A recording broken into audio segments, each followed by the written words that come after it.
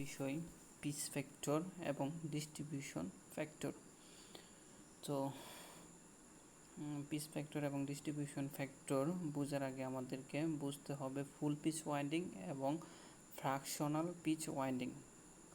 তো ফুল pitch winding হচ্ছে একটি কয়েল এর দুইটি সাইড এর মধ্যে দূরত্ব থাকবে 180 ডিগ্রি, মানে আমাদের যে আর্মেচার থাকবে অল্টারনেটরের, তার একটি কয়েল এর দুইটি সাইড এর মধ্যে দূরত্ব থাকবে 180 ডিগ্রি। তাহলেই আমরা বলতে পারবো এটা ফুল পিচ ওয়াইন্ডিং হয়েছে বা ফুল পিচ ওয়াইন্ডিং করছি আমরা, ঠিক আছে।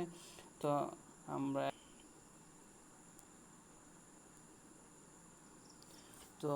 ফ্র্যাকশনাল পিচ ওয়াইন্ডিং হচ্ছে একটি কয়েল এর দুই সাইডের মধ্যে দূরত্ব 180 ডিগ্রি এর চেয়ে কম হবে। এখানে আমরা দেখতেছি যে এইটুকু 180 ডিগ্রি, লাইনটা আমাদের 180 ডিগ্রি। তো একটা কয়েল এর ভেক্টরিক্যালি এইখানে আছে আর একটা কয়েল এইখানে আছে, তো তাদের মধ্যে দূরত্ব হচ্ছে পি ডিগ্রি। আর যতটুকু কম, মানে 180 ডিগ্রি থেকে যতটুকু কম তা হচ্ছে আমরা আলফা দিয়ে এখানে প্রকাশ করছি। তো এইখানে দুইটা কয়েলের মধ্যবর্তী যে দূরত্ব ওইটাকে আমরা ইলেকট্রিক্যাল ডিগ্রি বলে থাকি, এবং যতটুকু কম আমরা তাকে কয়েল স্প্যান বলে থাকি।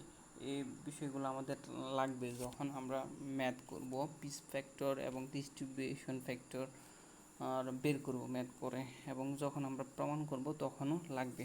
তো এইটুকু একটু মনোযোগ দিয়ে আমাদের দেখতে হবে। আচ্ছা, আমরা একটু প্রমাণ করার চেষ্টা করি। Pitch factor equal to cos alpha square span by 2।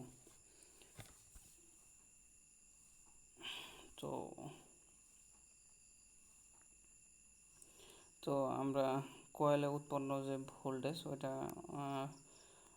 একটা ভোল্টেজ আমরা দেখাই দিছি এ বি দ্বারা, আরেকটা ভোল্টেজ আমরা বিসি দ্বারা দেখাই দিছি, ঠিক আছে। তো তাদের মধ্যে পি ডিগ্রি,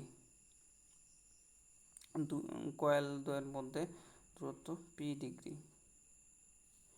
এবং কয়েল স্প্যান হচ্ছে আলফা। তো পিচ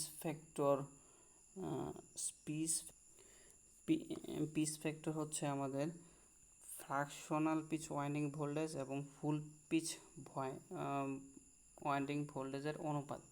তো আমরা ফ্র্যাকশনাল পিচ ওয়াইন্ডিং ভোল্টেজ নিব এবং ফুল পিচ ওয়াইন্ডিং ভোল্টেজ বের করব। তো প্রথমে আমরা ভেক্টরের সূত্র ইউজ করে ফ্র্যাকশনাল পিচ ভোল্টেজ ওয়াইন্ডিং উৎপন্ন ভোল্টেজ আমরা পাইছি E R equal to 2E cos alpha by 2, আর ফুল পিচ ভোল্টেজ ওয়াইন্ডিং হবে 2E। এখন আমরা ফ্র্যাকশনাল পিচ ভোল্টেজ ওয়াইন্ডিং এবং ফুল পিচ ওয়াইন্ডিং ভোল্টেজও পেয়ে গেছি। এখন আমরা উপরে বসাইলাম আমরা ফ্র্যাকশনাল পিচ ওয়াইন্ডিং, নিচে ফুল পিচ ওয়াইন্ডিং, তারপর আমাদের থাকলো cos আলফা বাই 2। এটাই হচ্ছে আমাদের পিচ ফ্যাক্টর। তো আমরা যখন ম্যাথে পিচ ফ্যাক্টর চাইবে তখন cos আলফা বাই 2 দিয়া বের করতে হবে, অথবা সাইন ইলেকট্রিক্যাল ডিগ্রি বাই 2 দিয়া বের করতে হবে। যদি আমাদের ম্যাথে আলফা এর মান দেয়া না থাকে, কয়েল স্প্যানের মান দেয়া না থাকে, তাহলে আমাদেরকে বের করে নেওয়া লাগবে।